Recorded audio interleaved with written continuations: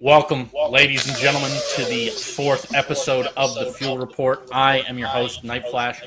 I'm joined by CJ, as he is he's a normal guest or a normal host. But Mins is not here today. He's off in La La Land. He's on vacation. So we do have my good friend Reider as well. Gentlemen, how are you doing today?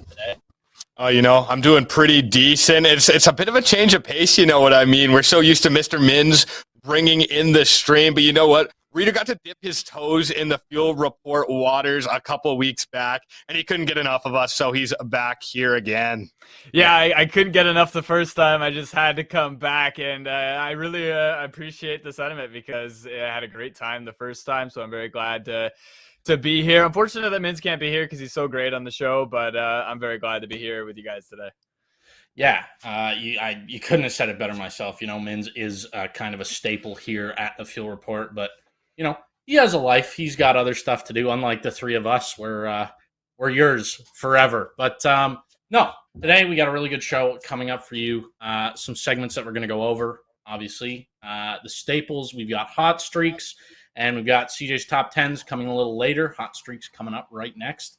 But some new stuff going on. We got playoff picks, open house, and angel interviews. So, you know, I'm not going to give too much away about what those are about. You'll have to stick around and wait and see. But I'm really excited to air these new segments. What segment are you boys looking forward to the most? I think I have playoff picks as mine. This is the most exciting part of the season. This is where teams are made the playoffs, and we're all looking forward to how they're going to do because they're playing so well, or they're competing for the playoffs, which makes every game even more entertaining to watch. Just creates an entire storyline behind every one of our casts. So, best time of the year, best time of the semester is right now. So I'm so excited to break it down. Yeah, you know what? I wouldn't be doing it right if I didn't pick CJ's top 10 picks of the week. I got to be looking forward to it all week long if I'm going to provide the adequate passion required to host and have that ready on a week-to-week basis. Before I forget, and I toss it back to you here, Nightflash, there's a big storm going on here in London. My goodness, before I walked over, didn't drive over. I live right across the street from Fanshawe. And my goodness, the wind almost knocked me right over. It's blustering against buildings. Point being, if the stream drops, if there's any disconnects, that is certainly the reason why. But you know what? Fingers crossed we can make it from start to finish here with no problems if Mother Nature will permit. Yeah, hopefully she does, because we have got an absolute banger of an episode for you. And I got to say, I think I'm most excited for CJ's top 10s too. Call me a basic, but it's a super exciting segment. Seeing all the amazing plays that our players make is it's exciting. But without further ado, let's send it to our first segment in Hot Streaks. Starting off, we've got R6, Overwatch, and Valorant in here, and R6 is kind of a staple, but Overwatch and Valorant are new. Reader, what can you tell us about R6's hot streak? Well, you know what? It's just, it doesn't end. It really never does. These guys have been highlighted on this segment almost every week since the beginning just because they don't lose. They don't lose maps, and they've only lost 41 rounds all season in the NECC. I mean, that is just insane. You can't compete against that. And I know that they don't play a whole lot of other Canadian teams in their division, but these guys have to be regarded as one of the top, if not the top, Canadian Rainbow Six team right now. And like I said, Nightflash, there is just no stopping these guys. No, I completely agree. These guys have been on a roll since they got let out of the gate. Mason, Perza, Brendo, just all on their hero arc, it seems, this semester. Mason didn't really have the performance that we expected out of him last semester, and he is coming with a vengeance. I'm pretty sure the last time we checked, he had over a 2.5 KD, which for Rainbow Six is just insane. And Brendo, he's our bread and butter. He's the golden goose, so to speak. You know what you're getting out of him night in and night out. He's always going to pop off. He has just so much clutch potential. He's got the ice in the veins. But, yeah, just, they're an unreal squad. But I think they're going undefeated. I think they do it this season. What do you guys think? Well, you know what? It's the first time Tucker has played a game since he took that leave of absence, and this team didn't skip a beat. It's like it's not just like the main roster that makes them so good; it's their depth as well. Elio Kenesis, I know he's in chat right now. This guy came in, subbed in for the team, and just played out of his mind. And then Tucker came back, and he started playing well too. I don't know who's bad on either of the Rainbow Six squads. I don't think there is a bad player to single out. That's how good this team is, and I agree with you. They can't lose. Yeah, you know what? The depth is just absolutely crucial to highlight because you know what? Kenny was in our top 10 plays for a couple weeks there. We featured him a bit in the hot streak section. And just, we've seen it so much throughout other teams. There can be a bit of a drop off when you have a sub come in. And it's not just this skill level. You could have a sub that's right there on the skill level. But in a game like Rainbow Six, synergy is just so crucial. And to have Kenny to be able to come in and not affect the flow, and Tucker even to come back from a leave and fit in seamlessly, it just really shows to highlight the level and the skill these guys are on, not just on a technical level, but on a teamwork, synergy, and communication level as well. Now, speaking of synergy, teamwork, and communication, there's no better game we can look at for that than Overwatch, which is just sort of the go-to for teamwork. We see more subbing in action in Overwatch than we do anywhere else. And you know what? I believe, if I'm not mistaken, in ECAC action, these guys got off to a 1-3 start to the season. But boy, oh boy, did they pick up the tempo. They're now sitting 5-3 on a nice little hot streak, as we like to say, 21-16 on maps. So based off that initial losing streak, it really looks like they've bounced back in recent weeks, but that round diff is a little close. Nightflash, what can you tell us about this this Overwatch squad? Yeah, you said it best yourself. They didn't come out to that hot start that they were expecting. Obviously, they lost the majority of their team, to be completely honest, and it's unfortunate as players move on, and you maybe don't have the same synergy, and you don't have maybe the same team chem, the same energy in the room, whatever it may be. But this team has found a way to succeed. They came out right off the rip, won their first game, looking great, and then they lost 3 straight, which that is a demoralizing thing for any kind of team.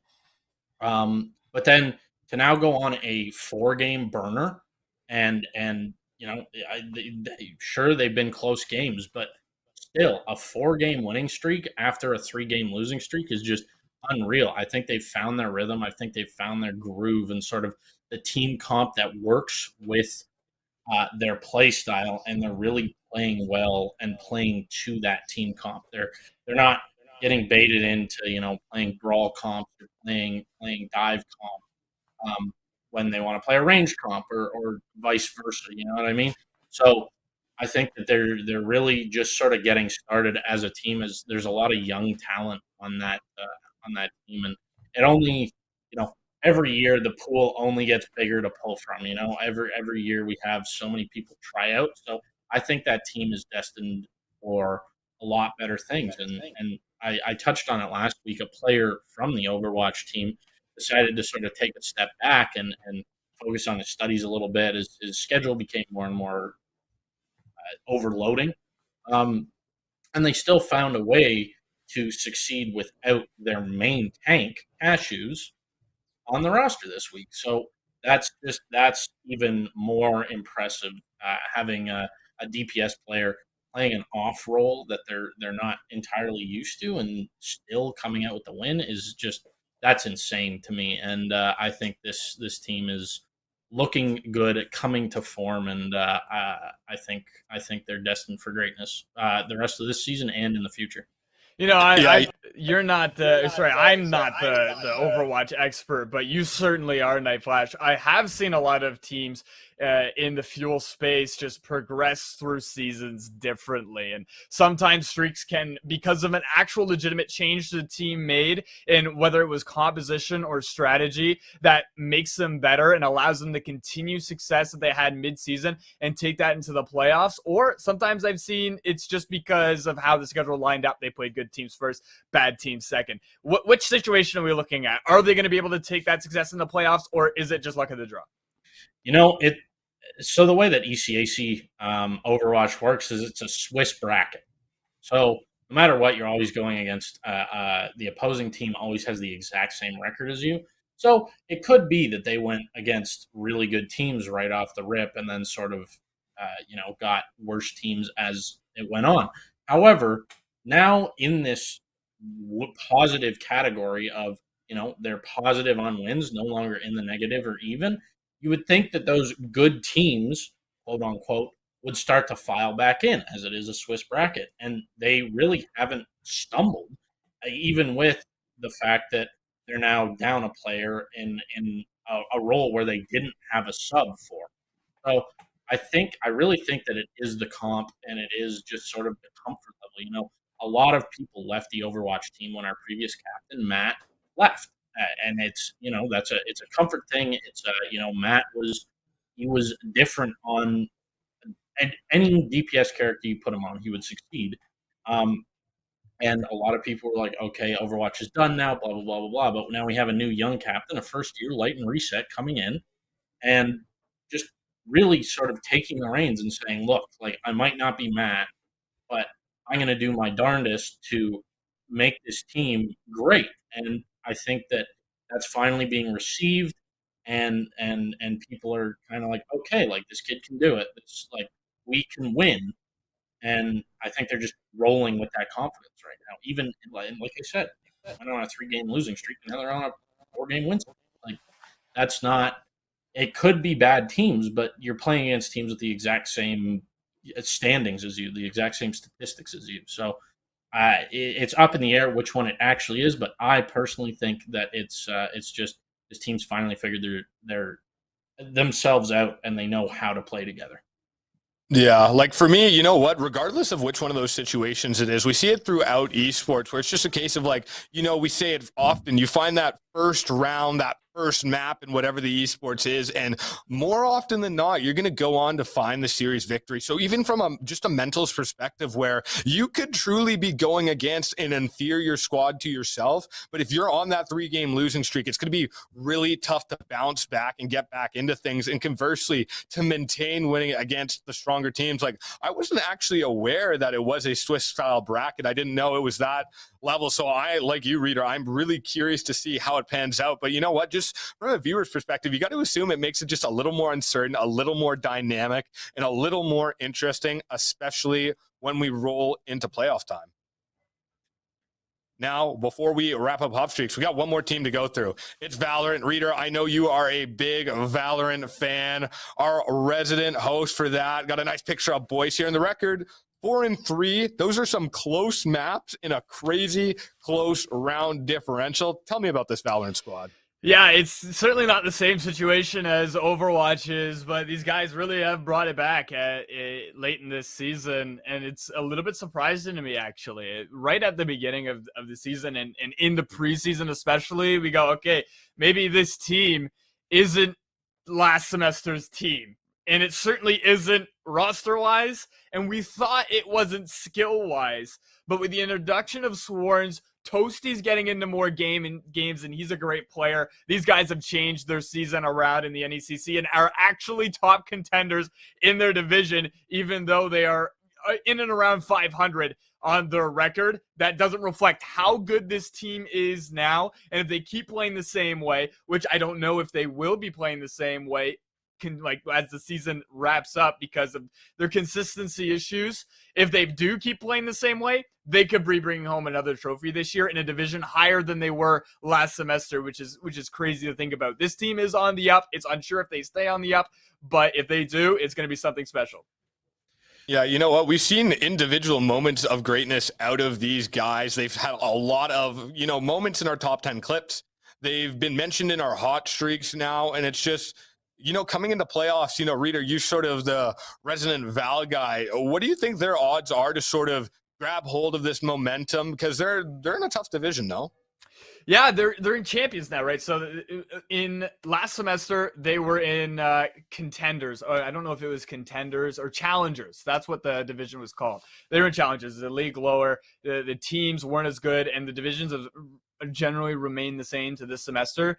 And with their preseason performance, to see them move up to champions is like, what are we doing here? Our preseason was like, we won maybe one game in the preseason, so it was like kind of confusing why we got put into champions. But now at the NECC just look like geniuses because the Fanshawe are one of the best teams in the division. So the odds of them keeping this up, I actually think are higher than them not being. I think it's probably like 60-40, and there's a lot of things that depend. These guys have issues in consistency in the bottom half of the roster. Guys like Alco and Akimbo and Mvichi are fantastic players on their good days, and on their bad days, I would even go as far as saying that they can be liabilities. So if these guys are able to keep the consistency high, play at the talent level that they know and they have played at, then these guys can not only make the playoffs, they will achieve a comfortable seed and make a run for the cup.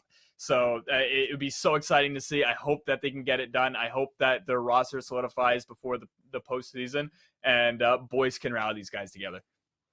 Now, sorry to cut you off there, CJ, but earlier we talked about R6's roster depth with, Penesis on that sub role for T1. I'd like to really quickly just touch on Val's roster depth. Toasty is disgusting, and he's not even on the team. He's a sub. He granted, by his choice, he was a sub, but talk about a world-class superstar being on your bench. You know what I mean? Like, do you think in finals, do you think, maybe Mvichi or Akimbo loses that T1 spot and Toasty just sort of permanently takes it for playoffs? Or do you think they sort of keep sticking out how they're doing now?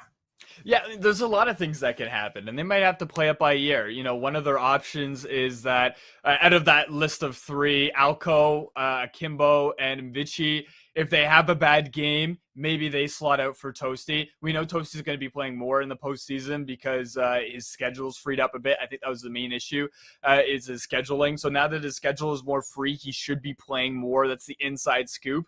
So that can happen where they slot out Akimbo and those three guys, depending on their performance going into the postseason, which I think is extremely viable. But then there's the other choice where, Boyce is also on and off sometimes, but he's a great leader. That's the thing. So maybe if in the postseason, the other option is Boyce sits out consistently when Toasty's playing, then I think that could also be successful because Boyce can certainly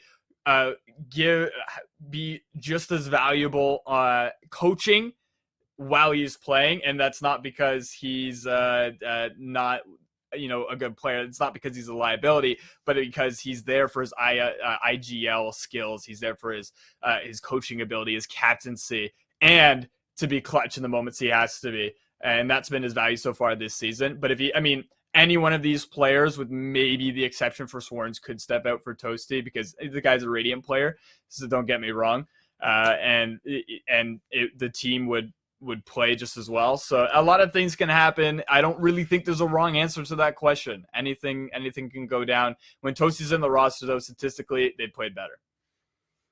Yeah, you know what? For me, it's just you got to imagine for Boyce. So that's just a really hard decision to make. You got to think about synergy. You got to think of the individual personalities in the room, even who would be willing to make such a transition more than others, for example. So who knows what we will see as a final result there as well. And the other thing for me is, some teams are just able, as the conversation we we're going on earlier, some teams are just able to rise to the occasion. I'm talking about them going to the next division up. I feel like now that they've sort of established that baseline, they'll be ready and set to roll and continue going forward. Now, Reider, we were kind of debating throughout that last segment there, who's going to make the playoffs. So I feel like it's time for playoff picks. Who do you know that's locked in for the playoffs here? Actually, surprisingly, there's a lot of teams in the fuel space that are actually locked in, ready to go for playoffs, meaning that we are set to have consistent streams in the postseason, which is something I love to hear, something that we aren't always blessed with. But first off, Rocket League T1 made ECAC playoffs. That's huge for them. ECAC is known for having huge divisions and a lot of lose conditions because not as many teams make playoffs as they do in the NECC because the NECC is smaller brackets and divisions. So So that making ECAC playoffs, huge. They had a 6-2 record. They're going into playoffs. That's huge for them. They're going to need all the luck they can get. It's a tough composition there, but I think that they can get it done. Rocket League Academy, NACE 6th place. Round of 1 starts on Monday, so they've made it in as well. Rainbow Six Siege T1, I mean, it's a no-brainer. We just talked about them on hot streaks. They will be absolutely moving in ACEC, even if they don't remain undefeated, which we can only assume that they do. Specifically, Rainbow Six only has 1 tough game left. It's against RMU, and those guys would be the only people maybe to take a map off of the field or potentially beat them. So you cannot miss that game.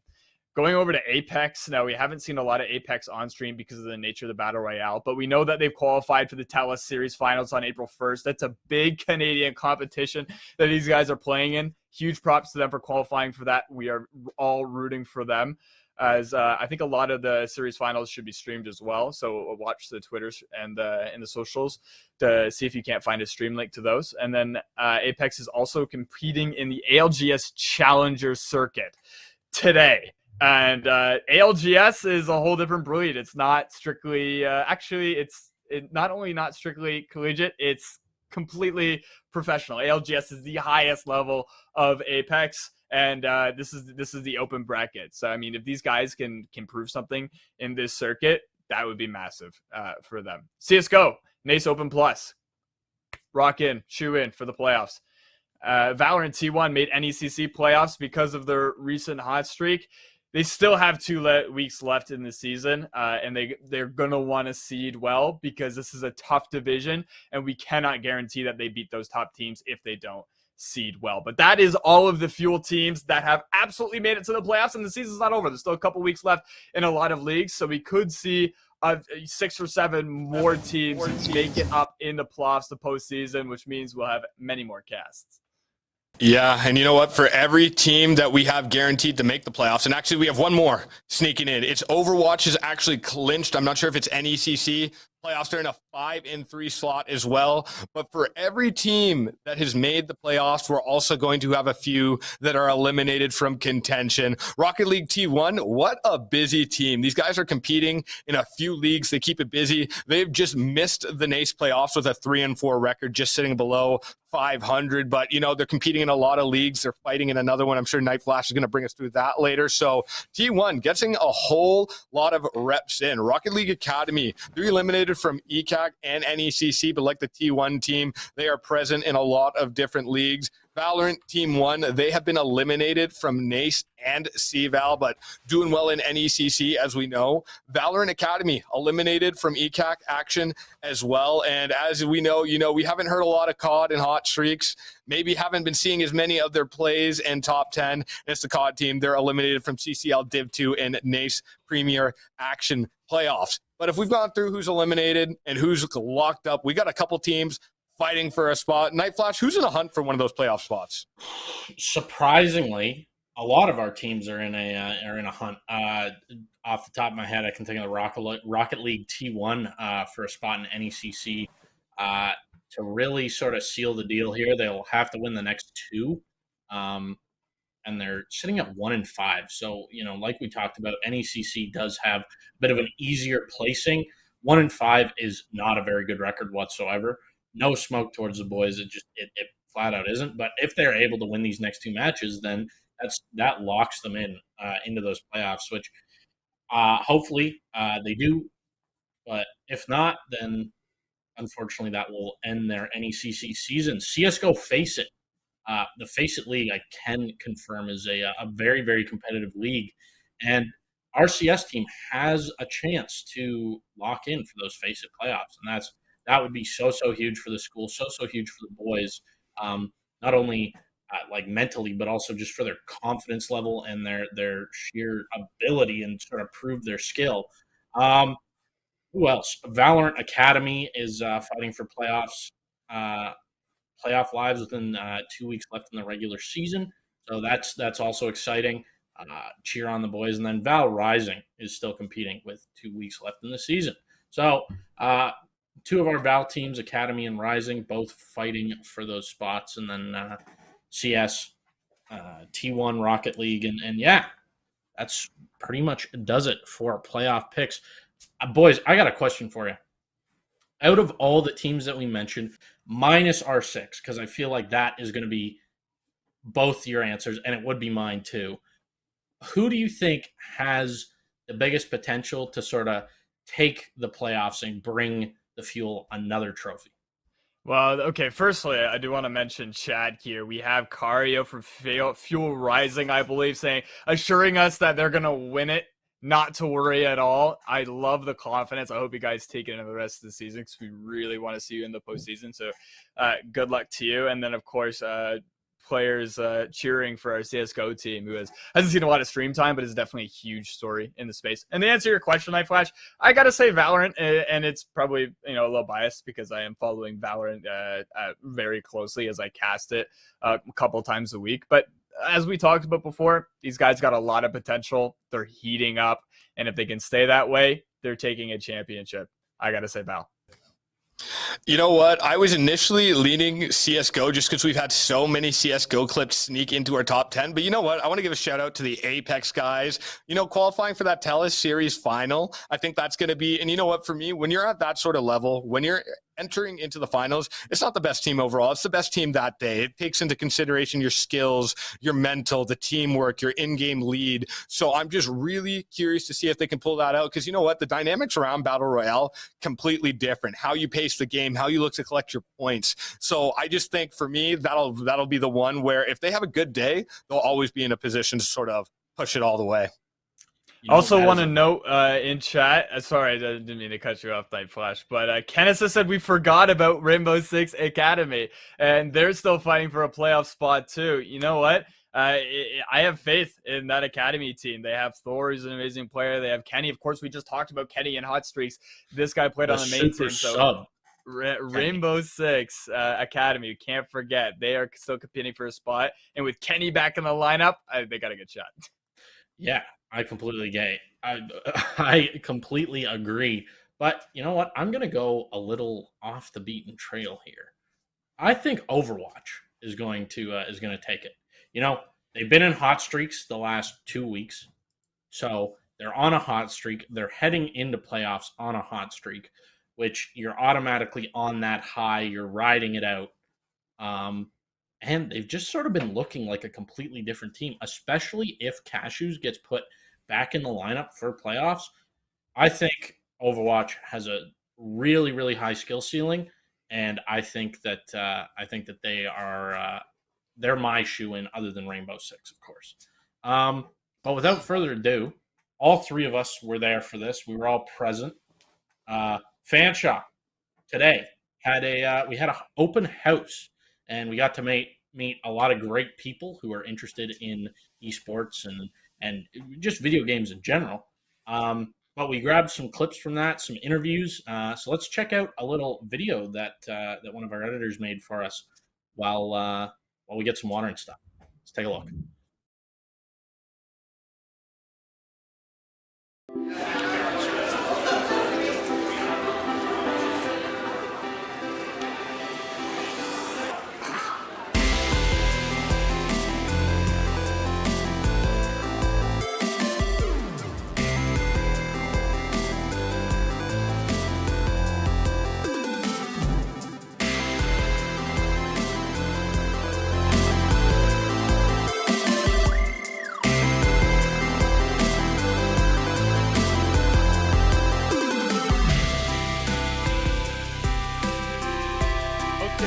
Graff, one of the casters and producers here with the Fanshawe Fuel. How has your open house experience been? It's been great so far. I mean, great to see a lot of the new people come through, trying to get as many of them interested in esports as possible. But, obviously a lot of people have places to be, but it's been a fun experience so far. And what are some of the repeat conversations you've had with some of these new students coming in?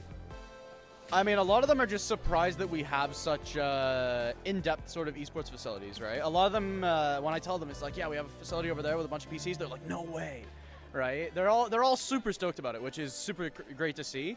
And it's nice that it's a surprise, but it's something that I wish we would, have them know before they show up, and it's a point of interest more.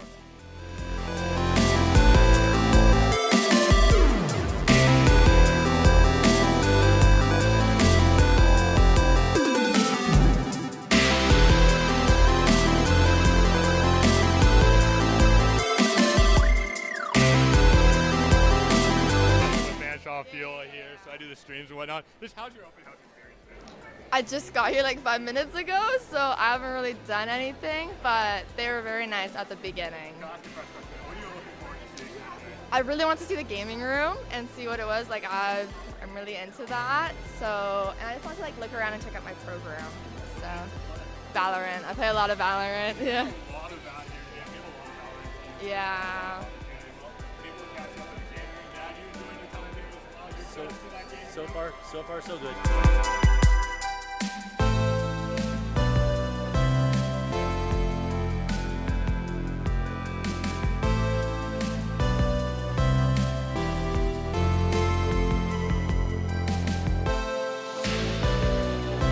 Justin, how was your open house experience? Oh, it's been great so far. It's been awesome to meet so many people, and I think it's a really great resource for kids who are trying to pick a college.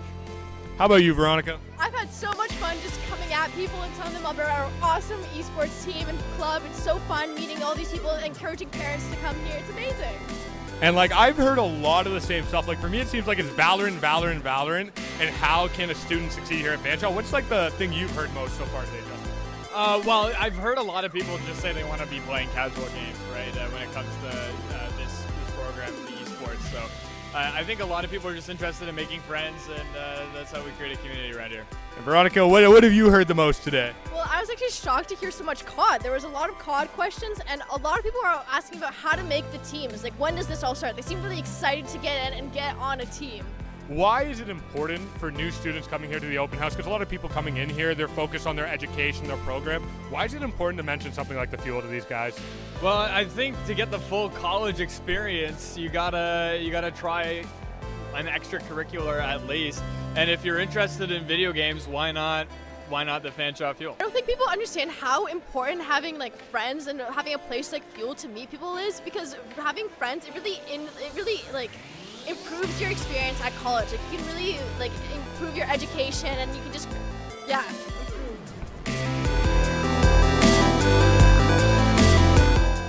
Okay, Freddie the Falcon. You enjoying? Have you ever watched a Fuel game before?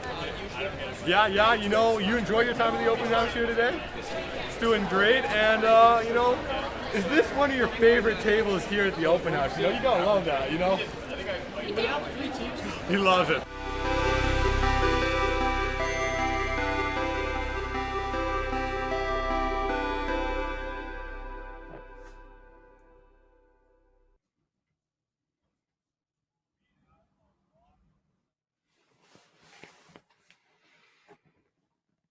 It was a perfect storm, all three of us in different areas during the open house. So I'll start with myself. I was in at the fuel station, sort of boots on the ground in an area a lot of people here watching know all about. And it was just a great experience, you know, get to meet new players coming in, you know, challenging some returning players perhaps for a spot next year. So, you know, maybe it would have been, you never know what's going to come of an open house. So we got to meet a lot of new people, new parents, talk about community. And you can just sort of tell year after year, the Fuel's still a generally new concept. The fuel station new as of November. And you can just sort of tell that the popularity for it, you just have people who are looking for the room. You have people walking by like, oh my goodness, like what's that? And it's just almost irresistible to stop in at, peek your head. And you know, the best part is it's the parents as well. You know what I mean? You'd assume it's always the kids sort of filing around looking at the room, but the parents are just as curious. This is not an opportunity that was presented when they were going to school back in the day. So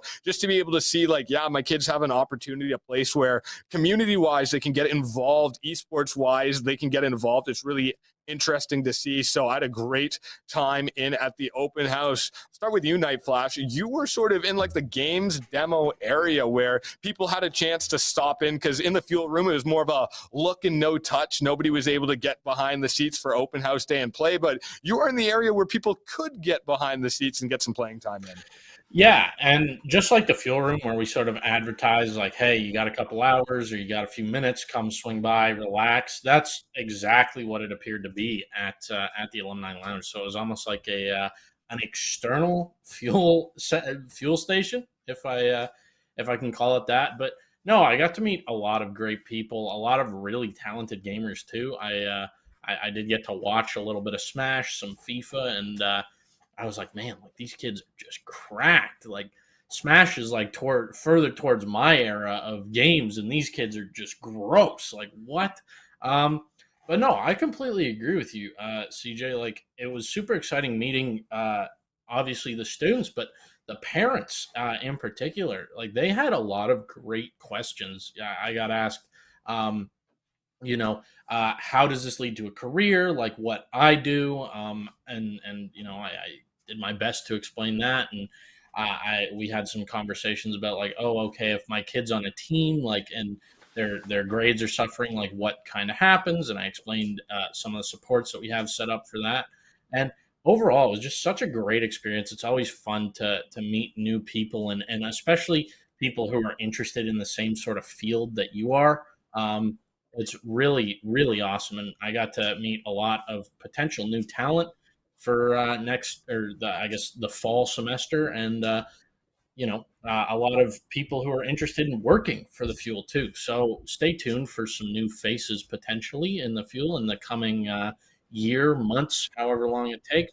But yeah, I had a great time. Reider, you were down in the gym at our desk or our table. You got to see a lot of that in the video. How was that for you? You know what? We were really on the front lines of the whole event, and first and foremost, I gotta shout out props to one of our coworkers here at the Fuel, TheOddRadish. She's not on camera very often, but she is on the content team. She does great work on our socials. She was many people's first impression of the open house itself, not just of the Fanshawe Fuel. Our desk was right next to the front entrance. The first thing people saw coming into the Fanshawe Open House was our desk, the Fanshawe Fuel, and we had a PC showing off the PCs. We had a bunch of awards and trophies we've won recently, and then of course we had one of our streams showing on one of the game monitors. So it's a good setup that we had. And then of course, there's a little bit of pressure involved because this is a lot of people's first impression of the Fanshawe Fuel. A lot of kids who are looking to start their college career at Fanshawe. This is their first impression of the club. So there's a lot of pressure to explain it properly, and then make it seem fun and try to sell the community. And then of course they're also accompanied by their parents.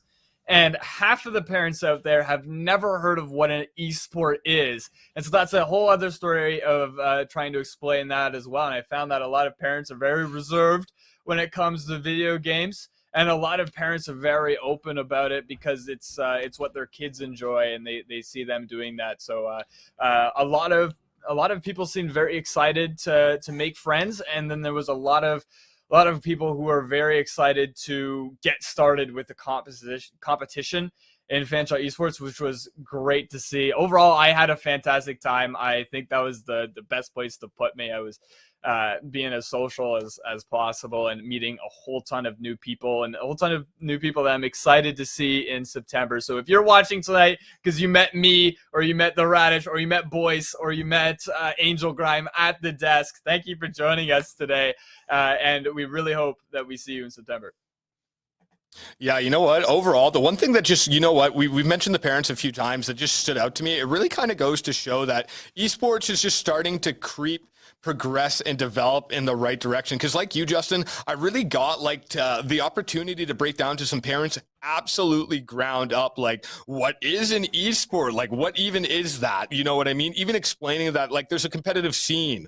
Our jobs as casters, play-by-play, streaming, our amazing producer, Apollo, the graphics he puts up and just the quality of work we put out. It's something for some people, they don't know it exists. They've never seen it before. They don't notice an option or an opportunity. And just like I'm showing people clips of streams, and it's just that, wow, my goodness, like that's sort of a product people are putting out. And then it gets to a point where it's like a lot of the people we got to speak to, I spoke to a ton of people in media programs. I'm in broadcast journalism myself, and just having the ability to put in extra work, get paid for it, look for jobs where you can build your own portfolio and do it around something you're passionate about, there was a lot of interest around that in general. And you know what? It was just great open house experience. It was great to get out and see new fuelers. You know, rolling into September, it'll be interesting to see what sort of new faces we get to see. Now, you know, we mentioned Angelgrime. She was like Justin, boots on the ground at the open house. So they were kind of part of the team funneling people towards me and Nightflash at the room, and as Nightflash called it, the external fuel station. And it just so happens that this week we have an interview with our assistant director, Angelgrime. So we're all going to step away here. When we come back, it'll be an Angelgrime's interview. And then after that, you know, it's going to be my favorite moment of the night, CJ's top 10. Sit back, relax, and enjoy me and Alex Allen, Mr. Mins, who is away for this week. So we recorded this clip in advance, actually. So Mins is still going to get a sneak peek here in week 4. He's still going to be seen. So let's step aside to our conversation, me, Mins, and Angelgrimes. Welcome to another segment of the Fuel Report. I'm CJ Goder. I'm joined by Mr. Mins 101 here, Alex Allen, and our guest for today's interview, Angelgrimes, our assistant esports director. How are you doing, Angel? I'm doing pretty great. How about you? I mean, I'm decent. I'm tired. I got to get up early tomorrow, but you know, I feel like we're all tired. It's the time of year where, you know, exams, final assignments, internships, all the good stuff is sort of getting plopped into everybody's lap at once. You know what I just love though? On Sunday night, we run some Apex, and we're all up until what time was that? 2 in the morning when we all should have been in bed. What time did we have to get up the next day? Yeah. What time were we up the next day, Alex? Oh, we had to be up at 5 a.m. Yeah. So we got some Apex runs in, and you know, I'm sure Angel's shoulders might still be a little bit sore. You know, like how bad are me and Alex at Apex? No, not terrible. Not terrible. You know, at least she's nice. You know. If we won a game, that means, you know. We did win a game before we started recording, so like. It's true. Yeah. Maybe I'm not the problem here. I think I was. No. But like, we did have a second place finish. Yeah, we did. Like, we vehemently tried for. They kind of bullied us at the end there. Yeah. Bullied us into the ring. We okay. So turns out in BRs, the ring is a problem when you ignore it time after time after time, game after game after game. Really? Absolutely crazy, you know, but like. But then you see some shooting and it's like, you know, they can wait. You always got time, like, if you think about it. I mean, Angel, how long have you actually been running Apex though? Like I've seriously played for like a year and a half now, I guess. I mean, I started playing, like, I remember Arenas dropped, and that's how I got into it, because I was a Valorant player. And I was like, oh, Arenas is kind of similar, and then I slowly transitioned to Battle Royale and realized that's so much better. So much better. Okay, it is so much better, but, okay, I actually liked Arenas on Apex. You do at first. Yeah, well, it's a little redundant, and then if you get to a level, it's just boring. Mozambiques on repeat, but, like, I got so much hate for the Arenas on Apex. Like, people hate them. Well, they're gone now, I guess, right? I think Arenas is still in there. Oh, is it? I thought they were pulling it for that little, because that new mode we played, like. Yeah, those are like, they have like the fluctuating arcade modes now, which is fun. Like gun run, control, team deathmatch. They had to do it though, you know what I mean? See, that's a whole new ball game for me. I used to play when you get the Peacekeeper and you had to find the precision choke for it. Oh, what? Yeah. Yeah. I was like day one of Apex. You know, Apex has done, in my opinion, a way better job than something like Fortnite. You know, you get through 3-4 seasons of a great game, but then you sort of have to, it almost felt like at that point they had to pick a demographic. You know what I mean? And they sort of chose that younger generation, and they were constantly turning over concepts, pumping out. Because, you know, realistically, like, we're all getting freaking old. You know what I mean? Like, we get used to a sort of gun, we get used to a play style, and we're sort of set in our ways, whereas these young fellas can adjust instantaneously. They want something new, fresh. They get bored. Like, you know, you hear it and it's like, it was Melon talking on the Apex stream actually for your tournament the other day, and it's like, you blink in Fortnite now and the Taj Mahal's built in front of you. Yeah. You know what I mean? So it's like so many changes have happened in Fortnite over time, and Apex, I just feel like they've done a much better job of progressively shifting, aggressing. Like they don't add stuff outrageously, and even the new champs, new legends, Jurassic. like they do a pretty good They're job. pretty balanced. Like- Everyone is pretty balanced that gets added, honestly. Like I like Newcastle, Ash, like all like most recent new champs I can think of. They were all fun to play. Yeah. They didn't break the game, and like so many games struggle with introducing new legends, and Oh they're my just God. absolutely busted. And like I can only really think of Seer who caused any big problems off the drop. Like that Seer ult initially was impossible to deal with. A rat's worst nightmare. You ask me, and I love a good conservative game of Apex because I can't shoot something to save my life. You know what though? Okay, changing things up a little bit here. Angel, you're the assistant director Yep. for Fuel. I am. Why did you actually like consider on wanting to take a position like that? It's actually so funny. Like how I found out about this was I was like streaming a lot. Like I was consistently streaming like every day. And then this guy who raided me just so happened to also go to Fanshawe randomly, and he was like on the Valorant team, and he's like, you know, we have like an esports club, right? Because I was thinking like I used to be part of like I was the R6 manager at my old school, and I was like, yeah, I want to be part of this again. And he's like, well, they literally just posted job postings, so you could sign up. And I signed up, and it went well, and I haven't spoken to him since, but it was great for him to introduce me to, you know, Fuel.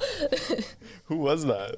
His name was like, oh my god, I can't even remember, but he was like just a sub on the Valorant team. He was pretty good. He was like on Mortal or something, but he like dropped out, and I haven't heard from him since. It was like, no idea. I can't even remember it all. There was like an X in it, maybe. The unknown Valorant player that twisted fate to ensure Angel ends up here today. You know, once you sort of, well, I guess just by like, call it a stroke of luck, call it universal fate, call it whatever you may, you end up in this sort of position. What's it been like, you know? I mean, I've enjoyed it more than like any other job. It's like great because you get to like, first of all, you like work with like people who are like-minded. You like them. I get to work with games, which is like my biggest passion because, you know, I'm also in VGD. So it's been awesome. Like it's like I get so much like freedom to like kind of do what I want with my position. So I really like it. And VGD, video game design. Yep. How has working in esports with the Fuel impacted your perspective on that sort of education and that career path? I mean, like, even though they're in the same realm, it's just like entirely different things to like make a game and like create and like play it, or even like run like a club for it. It's just like, and then the workloads together, it's like a lot. But it's like I've been coping with it. Like it's just a heavy program. This your last year? Next year will be my last year, going into third year. 2 out of 3. Would you do another program? Like, what's your? Do you know what you want to do now, or are you just kind of like going with the flow? I don't know. Like, I really do like working in esports. If I could continue having like jobs in esports, like that would be awesome. But it is definitely a hard industry to stay in. So for your position, I feel like what are some of the things that entail for your job? Well, how it started is like it's become something like so different. Like when I first started, it was like I was doing everything social media on my own entirely. Like I created the Instagram, I created the Twitter, I created the TikTok. I was the one making the content and posting like every day. So that was like 90% of the job. But like now it's that I have like a content team who can help me out a lot. I have like, I can do more things, you know. It's a lot more like working with teams, like running events. That's probably like my favorite thing to do, and people really like it. And yeah, just like creating the content, working with the content team a lot on that kind of stuff. And what kind of actually really brought you around to like do more things like that? Like I know you were saying you were doing Twitch Fuel streaming, you do this video game design, but what really else is kind of just bringing that inspiration around? By that, do you mean just inspiration to work in esports? Yeah. I don't know. It's like, I mean, I've literally played video games since, no joke, since I was 3 years old. Like probably like I've been on the Nintendo 64 grind from day one. Like it's been my thing. Like I had the Game Boy DS, and then, you know, I didn't play a shooter till like 2017, but like everything, like games have always been like what I've been passionate about. And actually before this I did like cosmetology, which is like, for me, it's like my 2 things I really like are like makeup and games. So I did a makeup program, now I'm doing a game program. So it's like just this is just totally like what I've always been passionate about. And it's like it's actually really interesting being in like a leadership position because not something I've ever had before. Yeah, and especially in around the gaming community too. And I mean, for you saying now that you've grown up a lot around this, how has that actually gaming community been welcoming to you? I mean, you know, I would say there's definitely a lot of people, usually faceless people who are just, you know, super toxic towards like owning gaming. But it's like, especially in Fuel, it's super welcoming. Like, you know, it's nice to like be able to find some friends to like 5-stack with, play with, so you're not going to really get that toxicity. But like when I was a kid growing up, honestly, like I have an older brother, like no one found it like weird that I like games and stuff, but there definitely is those like toxic people that will just like totally make you feel bad, especially if you're like solo queuing or something. Totally don't recommend solo queuing or speaking as a woman in a game lobby. Now, you know, you're sort of talking about how you've always experienced this. How has, now that you're, you know, an assistant esports director, you're really immersed in the community, you play games, you host events, you get to talk to a lot of people who have shared similar experiences to you. How has the community changed, developed, progressed, or regressed in that sense over the years, in your opinion? I mean, I guess I think a big thing is like when you're younger, you don't even notice things that much. But it's like literally from day one when I started like playing like online games and stuff, it's like I was like, I should not speak. Like you should not speak in an online lobby if you want to have like a good time, because like maybe you'll get lucky and you'll get some good people, but it's like, especially if you're alone, you're gonna run into people who are just like, this is like my moment to like exclude people.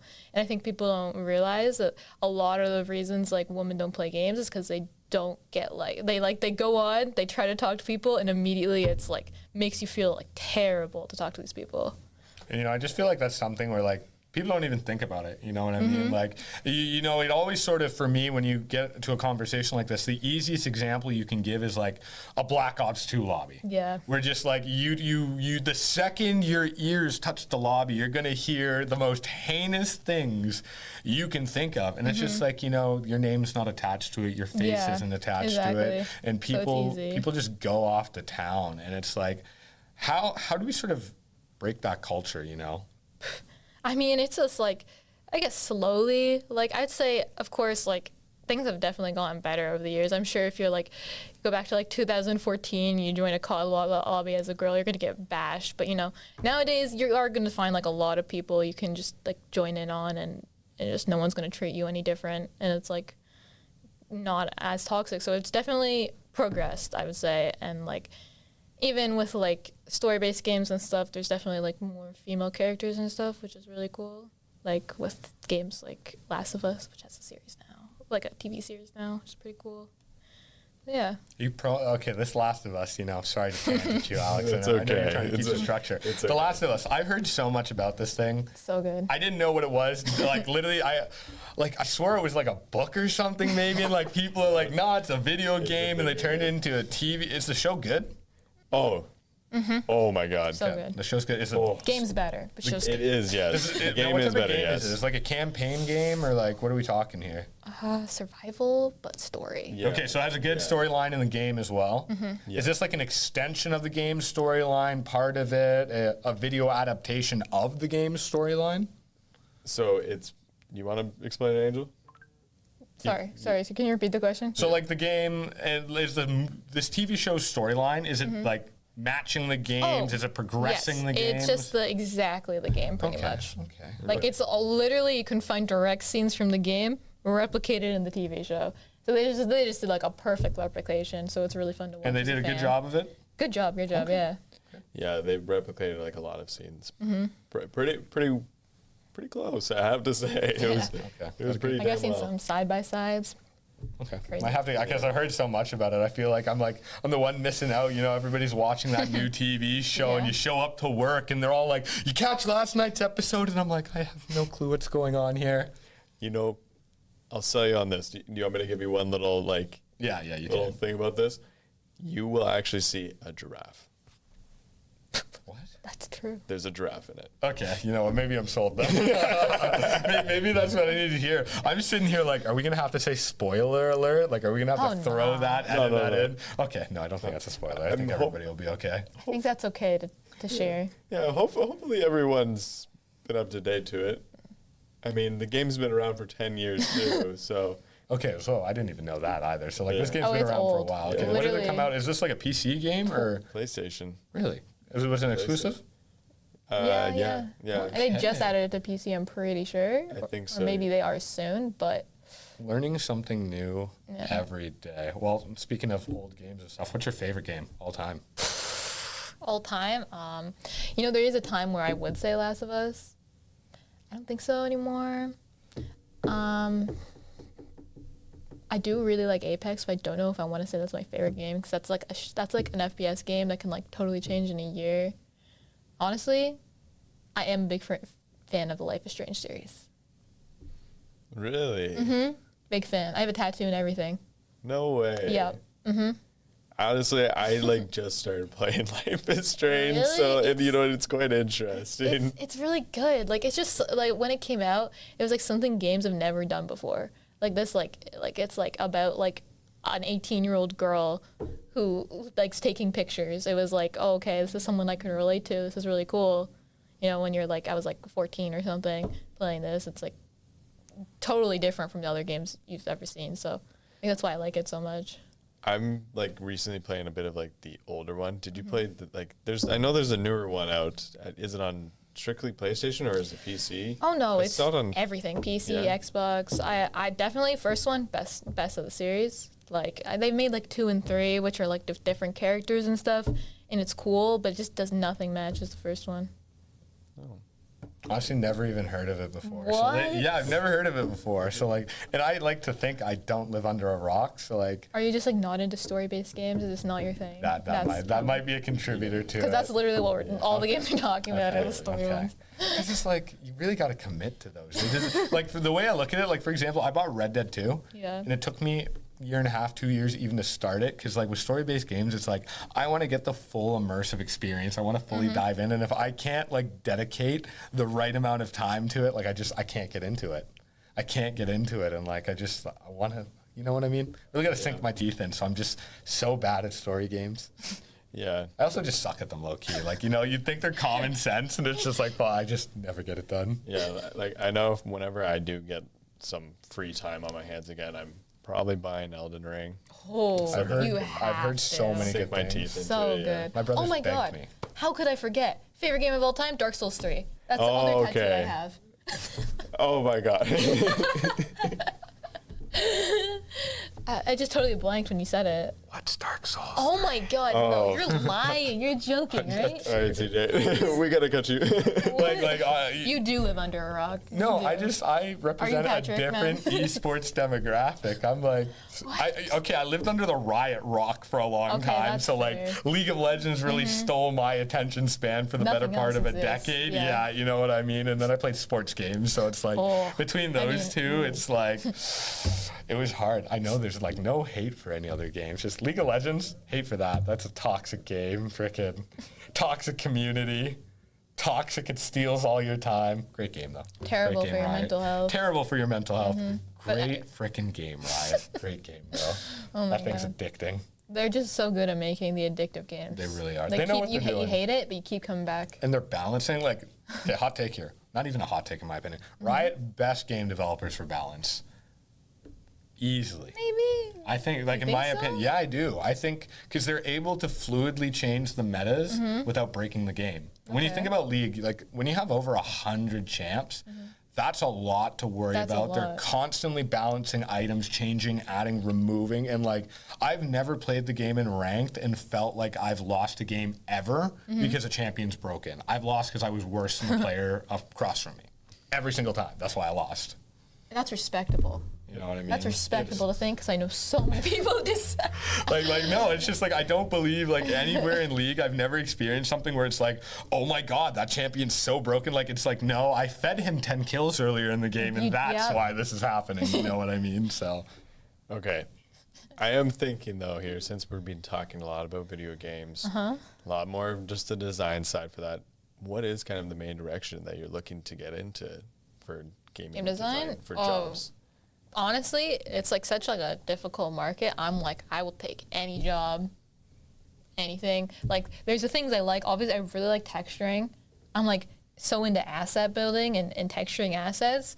Like, I went into this thinking character design would be the best part, but no, it's like assets are so fun for some reason. And environment is also pretty fun, but for some reason, it's just like making like a mossy rock, like an old sword. That's cool. That's my thing. That's what I would like to do for like any company. But like, we've learned like a lot of stuff, but overall, I like 3D modeling and texturing the most. Honestly, that's super dope. Any job, would you work anywhere? Pretty much. Like, if to start off, yeah. But like, I would be super down to like just like map building sounds so fun. Like, imagine making the next Apex map or something. Or just making a rock in the next Apex map. That would be cool. That'd be your rock, you know what I mean? Like, you'd always know that. I would go to that rock there. and be like, that is my texture right there. Yep. I'd like secretly carved my initial in the bottom. Yeah, that'd actually be so cool if you just found some weird angle in the shadow to hide it in there. Like, I don't know. Honestly, the thought of designing a map for like anything would be so cool. Like, imagine being the person that designed Summoner's Rift, Blood Moon, Oh my God, freaking the Warzone map, like any of them. And people just play on them every day. Like, that's your thing. That's hard. And I mean, trying to actually get into this industry yourself, like, how do you feel like just sort of eyeballing it? Like, do you think there might be any struggles coming into that, or? Oh, totally. Like, but it's like for my mental, it's just like I might as well just keep trying, like keep doing my best until I'm like forced to quit. Like, even like the program's hard, like just like the classes are hard. I love doing it, but it's so much workload, and it's like you can fall behind so easily. But I'm just like, I just keep going at it because it's like there's so many people are so talented, super competitive. But even with that, like I might as well still keep trying because that's what I want to do. Of course, I mean that's kind of for all of us at the end of the day where we're trying to get to. CJ, you have anything? No, you're blank. I mean, since we were kind of talking about Dark Souls and all that stuff, is that kind of the main direction you were hoping for? Yeah, I think that would be sick. I mean, I remember like first semester we had to like make game ideas. I made this one game idea like with my group, and I'm like, this is actually like the coolest game idea I could have think of. It's like a Dark Souls like game where you play as like a princess who goes undercover as a knight to like and has to like kill all like the 7 deadly sins or something. It was such a cool idea. I'm like, I hope one day I can actually make this a game. One day. Yeah, it sounds I'm like, I don't feel like I'm not coming up with a better idea. Like, this is it. This is the final goal. Like, I definitely like that genre, but you know, if I have to like 3D model like Messi in the next FIFA or something, I'll do it if I have to, you know. Well, if you have to. They're forcing me to do it. You know what? I will say though, like for thinking on the fuel side again, that direction, the position you have, and even just more like women and other diverse gamers that are trying to come and join the community, what are some like things that you would mention for them that are trying to consider coming in? Some wise words. Just be like confident. Like, don't think of it as like you have a disadvantage or you're not gonna fit in because you know it's like dominated by people who aren't like you. Just feel confident, and like other people will kind of feel the same vibe, and just like you have to like know that even if you feel like you don't fit in, you can make yourself fit in. You know, like it's totally doable. I think. Like, although it's like intimidating at first, like once you just actually get involved with it, you'll realize that most people are actually like really welcoming, and like they don't want to exclude you. Like, you're gonna face those challenges. There's gonna be some people you run into and you're like, you know, they aren't giving off the best vibes, but that's just kind of how it is. But I think totally just feel confident about it. You know, just don't let other people stress you out to wanting to join that or make you like, don't let like the fear of people judging you make you not want to get into something like Fuel or esports, anything along those lines, because totally like at first I was totally nervous to meet everyone.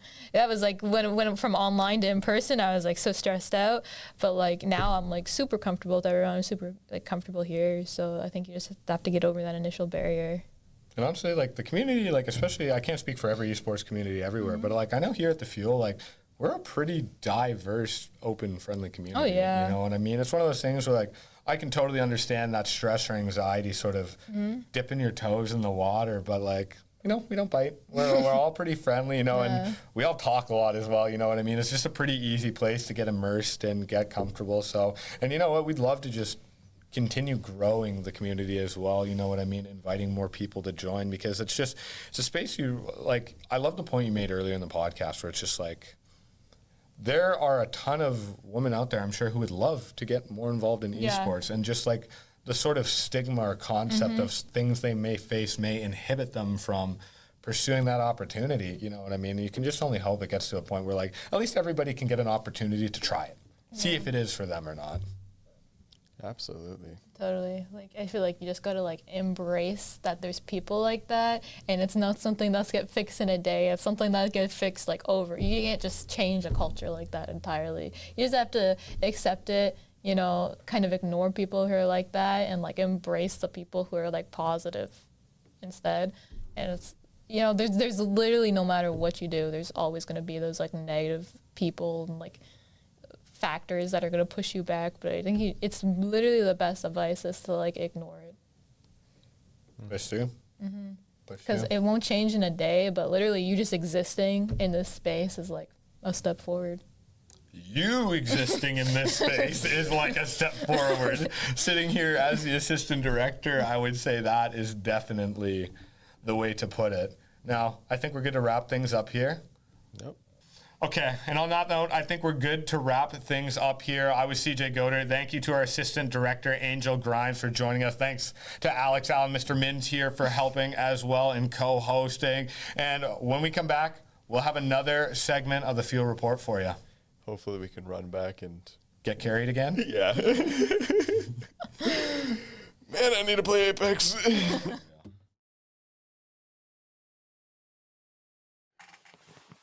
Welcome back, everybody. We got another segment of the Field Report coming at you. Thank you to Angel for joining us for an interview this week on the Field Report, and it's that time of the evening, my favorite time of the week. It's CJ's top 10 clips time, and you know what? We have a pretty strong bracket of clips overall, but I just want to preface, before we get into things, it's a bit of an unusual week. There were a whole lot of forfeits all across Fuel Nation, so it really limited how many teams were actually able to submit clips this week. But I still think we're in for a good one. Once we get through the top 10s, I'm going to give Nightflash and Reider sort of a chance to break down who they thought should have been a little higher, who should have thought maybe something should have been a little bit lower. We'll get a little debate in. But on that note, let's bring us into our honorable mention section of our top 10. We're going to open things up with a little bit of Valorant action. You know what? I was a big fan of this play. It's Mavici. It's Valorant. He's going to get blinded here. And he's still going to manage to find the 2K. There comes the blind. Still going to find the second one. And if he could have found the third, that would have been a top 10 clip right there. It's Space on the dribble. And Space is going to take it down the length of the court here, setting up Leopard to find the back of the net. And you know what? I don't think that's the last time we're going to see Leopard find the back of the net here in our top 10 action, but this is just honorable mention time. And you know what? It wouldn't be a week of top 10s if we don't mention Overwatch here in a second, because Painted gonna find a huge 3K here. You keep an eye on the health bars, you're gonna see a Lucio absolutely get melted and disappear from the map. And Overwatch always making sure they find at least one clip into our top 10 section of our week, but it's official. Top 10 time. It's Val. It's Boyce. It's going to find the initial kill here on the flick, and then he finds the second. It's the clutch, and he's ultimately going to tie up the game with that clip. We're not done with Valorant. It's Thor. They found themselves in a bit of a tough situation. It's a 2v1. You can see both the players there, but it's going to get tougher. He's in the middle of a crossfire, and he's going to flick. He's going to find the two-piece. And you know what? That's a clean clip. I'm not sure what the guys in the crossfire were doing there, but he absolutely executed. It's Rocket League's turn to check into action. Leopard's going to clear the ball there into the offensive end, and it's going to be time for Van Rij to go to work here. It's going to be a clinically clean set. Going to find Leopard, and Leopard once again finding the back of the net, finishing cleanly. And that's Leopard's second goal of the top 10, including honorable mentions. But we got to credit the pass as well. Coming into number 7.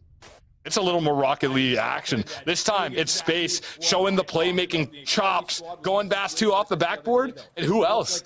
Make that a hat trick for Leopard in our top 10 clips. That's the third goal we're going to see out of them. We're kicking it back to Valorant. And maybe we only see Valorant the rest of the night. Maybe we don't. It's Swarns. Going to go absolutely clinical. They're going to find 4 here ultimately. To be honest with you, Swarns, if you're watching, if you manage to just clutch out this round, you might have been in contention for the top spot here in this week's top 10. But ultimately, what a crazy play we got to see out of Swarns here. Moving into 5th. It's more Rocket League action. Rocket League cracking the top 10, the top 5 this week in its Space. Soaring, flying, taking it past 2, a nice little dribble off the ground, and gonna find the back of the net. You know, Space showing, I can play make, but I can score as well. And you know what, Leopard? We gotta have at least someone else from the Rocket League squad get it in on the goal scoring action here in our top 10. Moving into number 4, we are going back to Valorant. I'm gonna leave this one to Nightflash because he absolutely loved this high IQ clip. Yeah, Akimbo just goes absolutely huge here. Obviously, finding that first one pretty standard kill, but here he just goes a million IQ, teleports into the smoke, managing to find that second. And then not only that, but this Sova dart. Look at this placement and look at the IQ out of Akimbo to just avoid that Sova dart, not give him the intel and get that last kill and getting the round win. Absolutely huge out of him. Let's bring it back to Boyce. Another clip in our top 10 action, but this time it's the 3rd spot. This is going to be one of our Clipper clicks. Quicker clips, because Boyce is going to find 4. Got me stumbling over myself here, showing off his technical ability. Let's get some more Val action coming your way. It's Toasty. They're going to get blinded here, and I absolutely love this play out of Toasty. Not only does he find the 3-piece, you also have the awareness and the reaction time to avoid that flash. My goodness. Snapped around in an instant, found 3. Let's get some more Akimbo action. You thought his 3-kill, that high IQ play from earlier was impressive? Our top clip of the week is going to Valorant. It's Akimbo. He's getting aggressive, and he's going to find an absolutely huge 4K. As we come through the cut here, we're going to have 2 more for you. And finishing his work, finishing his dinner. An absolutely massive round out of Akimbo. And massive week out of Valorant. Overall, in our top 10. You know, we mentioned how we were limited on clips due to forfeits, but the top 4 going to Valorant, that's some pretty impressive stuff in general. Now, fellas, we, normally top 10, it's like, oh, that's the 1 clip, that's the 2 clip. Like, we have to debate a few of them, but this week it was a little tougher because normally we have this big variety of games, but with all the forfeits, it was really the Rocket League and Val show other than our patented Overwatch clip as well. And we really had to sort of break down and, as we had Nightflash jump in for that 4th slot for the Akimbo 3K, how much do we value the intelligence? How much do we value the technical ability? And how much do we discount a misplay from the enemy team? But we were at great debate to avoid you talking over one of each other. I'll start with you, Nightflash, as you're the elder statesman between the two of you. What would you like to see change on our top 10 list here? I'd like to see the 3 and 4 slot get flipped. I think Akimbo's just the sheer IQ to be able to not only, reposition off that Sova dart, but also teleporting inside of his smoke and then sort of baiting himself for that breach. Obviously, Breach knows that he's stunned, but I think that just having that IQ is, while no discredit to Boyce, he finds one that the enemy team was on an eco round.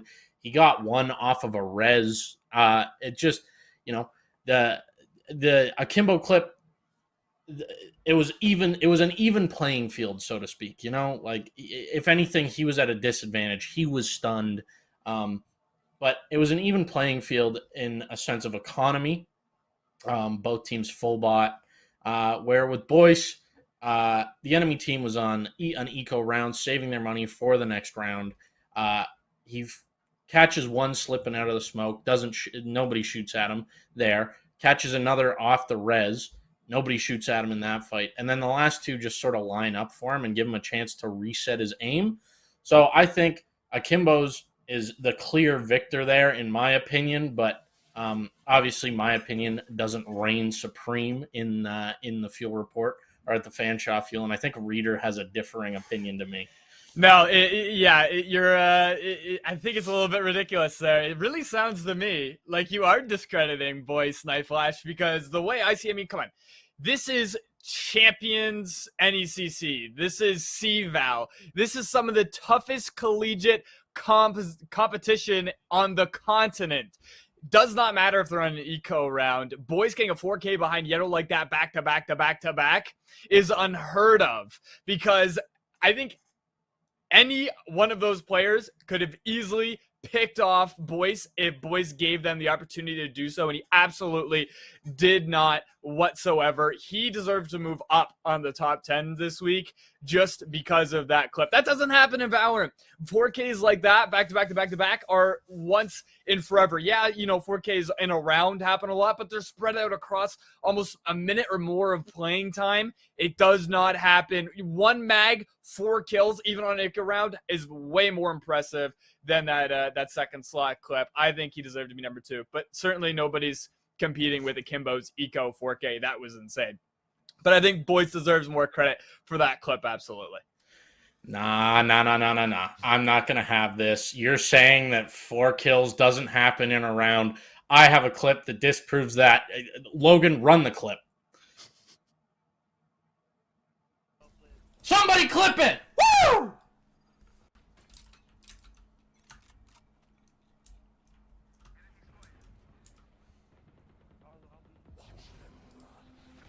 Nightflash going to show off. There's more IQ to be had. You know what? We've seen a lot of top 10 action here tonight, and it's Nightflash going crazy. Gonna find the 4-piece and just showing us he can come out from behind the casting booth. He's gonna find let's go, baby! Little pre-stream action.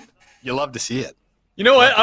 That is the most ridiculous clip I've ever seen in my entire life. Firstly, this is the Valorant beta we're talking about, okay? Apollo, please run this clip back so I can break down everything wrong with this clip. Firstly, what is this Omen TP? It's about to come right here. Okay, it's the start of the round. You're playing split. What is this TP? The Sage is looking right at you, dude. He doesn't shoot you. You TP on all 5 of them. And I understand the game wasn't the same then as it is today, but look at these. Every shot you took was a running headshot. 1 running headshot, 2 running headshot, 3 running headshot. Then you reload. The Sages were lost, just not on the map. And this running headshot through the wall. What did I just see? Precise gunplay at its finest right here from Nightflash. This is the luckiest clip that you will ever hit in your entire life. By no means impressive, because if you tried to pull this today, you get clapped in iron. They don't ask how, they ask how many. That's an ace. Show me yours. You said 4Ks in that amount of time don't happen. I just showed you 5 in 15 seconds. I'm telling you, Boyce's clip at the 4, Akimbo's clip at the 3. Somebody get it out. Those were bots, okay? You were playing Fortnite bots. Bots or not, I'm not good at Valorant, and I still dummied those kids. Boyce has 4-year-olds probably. Boyce has proven that he's skillful. There is one player out to lunch in the clip. He gets a kill on it's essentially a 2K. It's a 2K. One player out to lunch in the clip? Not in my clip. Not in my clip. Okay. This is in Boyce's clip. Viper is on another planet. He gets a res. I count that. I can't even count that as a 4K. That is a 2K if we're talking about people being out to lunch, not counting. Viper doesn't shoot at him. He gets a kill off a res, and then he gets a lineup. Like, no. This is more impressive. I read the wall bang. Look at this. Viper, okay, little bit of a snap there. Gets a res, and that's a lineup. So I will not have you discredit my clip and give that clip gas. You're not going to step on my boy Akimbo's toes. Akimbo should have been higher. Granted, I'm convinced the number 1 slot. He takes that number 3 slot all day. I'm convinced that the players in your clip were playing with recorders. Like, you've seen those TikTok guys that play COD and Val with recorders. I'm convinced that they were playing with recorders. And you have to keep in mind that in Boys' clip, these guys are like Immortal players and Radiant players. Dude, you're playing toasters. You're playing bots. These guys don't exist. They're not real, okay? You're living in a fantasy land, Nightflash. Boys' clip deserves to be higher. It's a 4K. You don't see it. No, you're out to lunch. You know what? Let's leave it up to chat.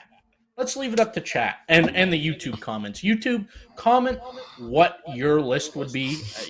Obviously make your own list, but I want to know, does Akimbo take that 3 slot, or does he stay at the 4, and does Boyce go higher, or does he stay at this 3 slot? Leave it up to chat. Leave it up to comments. But yeah, my personal opinion, obviously doesn't really matter, but I'm just saying I'm a little hurt. That you roasted my clip in beta, 15-second ace. Show me somebody else. Show me your 15-second ace, Reider. Oh wait, you know what? If I had a 15-second ace like that in the beta, I'd be embarrassed to show anyone. I'd be just embarrassed.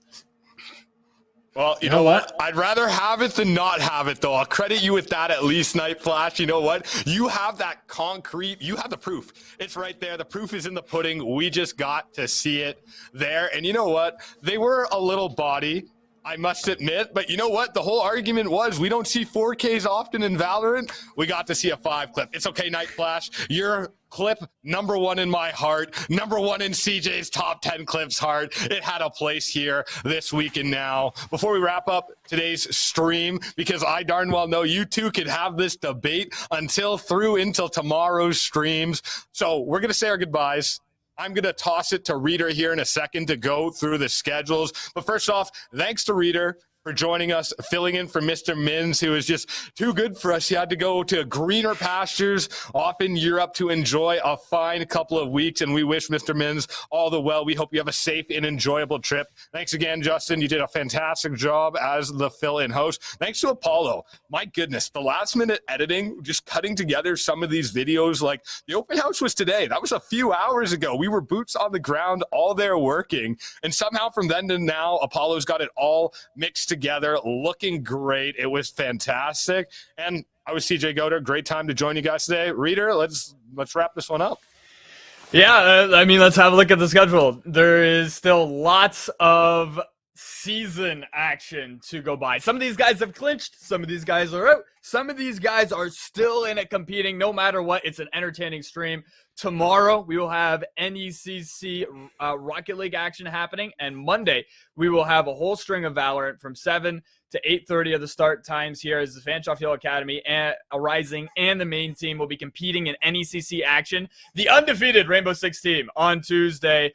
We will see on stream at 8 o'clock. The Academy team who's still vying for that playoff spot, do not forget about them, are also playing. Check the scores on the Twitter for those results. And we'll also have Smash happening at the same time. Then Friday, we will have NECC Rocket League action against Ottawa Garnet. They're rivals. We hate Ottawa. So make sure you tune into that stream. Of course, I really have to thank both Nightflash, CJ, Mins, and of course our producer Apollo for having me on again. I love being here. It's always a great time. It's the highlight of my week every time. So hopefully I get to see you guys again before the season ends. But if not, it's okay. I'll be following along the whole way. I thank you again to Apollo for production. Make sure you join us next week. It's a big week next week. Week 5, halfway through the season, and you guys are going to see a really, really big interview with the director himself, Relay T, otherwise known as Tyler Hetherington. You guys are going to see him in an interview. Can't miss that for sure. But again, on behalf of all of us, thank you guys so much for watching. We'll catch you in the next one.